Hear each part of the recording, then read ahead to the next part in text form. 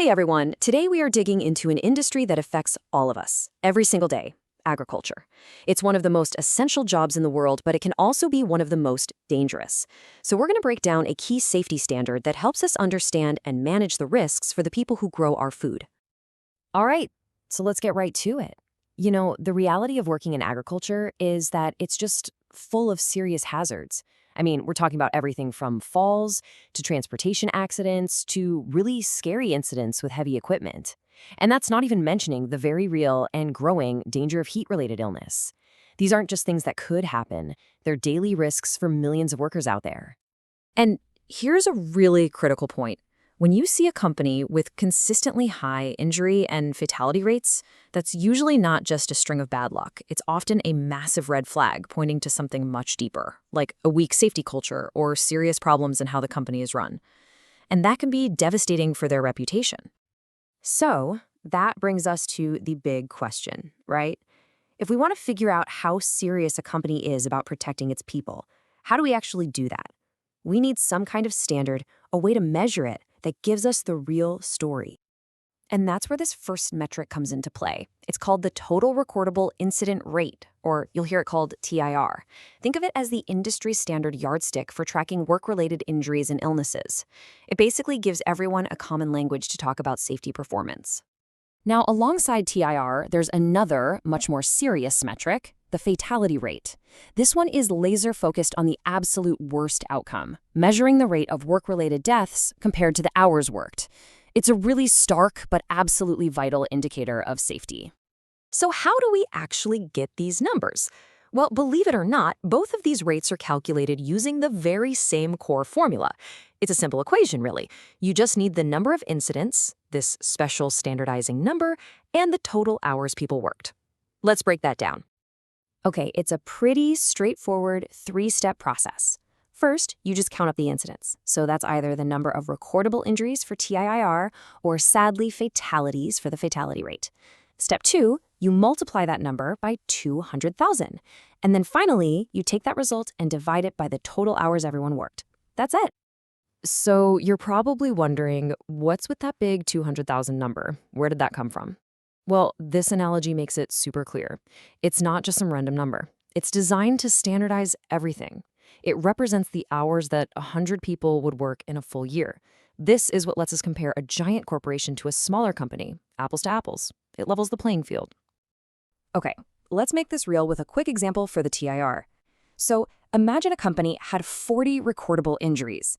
And during that same time, all its employees worked a combined total of 5 million hours.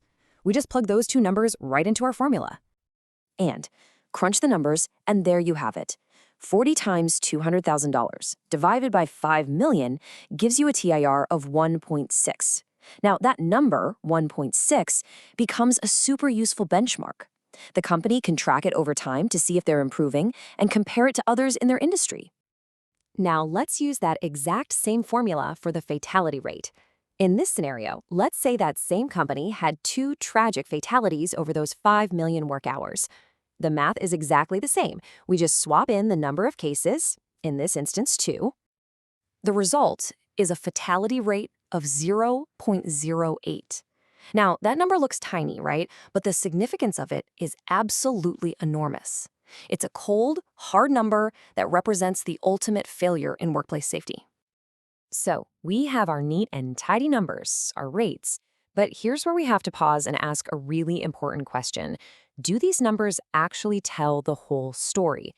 Because like with most data, the context is absolutely everything.